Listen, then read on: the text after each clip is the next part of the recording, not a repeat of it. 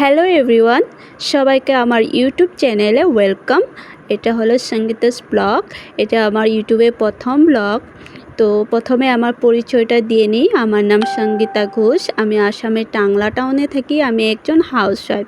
তো হাউসওয়াইফ যখন, তো আপনারা আমার থেকে রান্নাঘরের ভিডিওই বেশি পাবেন। তারপর আমার ঘরে যা যা করি সমস্ত কিছু দেখতে পাবেন। তো প্লিজ সবাই পাশে থাকবেন।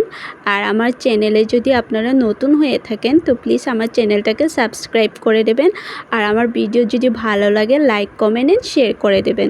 তো প্রথম দিনেই আমি রান্নাঘর থেকে ব্লগটা স্টার্ট করলাম। এদিকে আমি রান্না করছি হচ্ছে শাকটা আমার হয়ে গেছে। আর এদিকে আমি বসিয়ে নিয়েছি আলু পটলের রসা। তারপর বসিয়ে নেব হচ্ছে লাউয়ের ঘন্ট।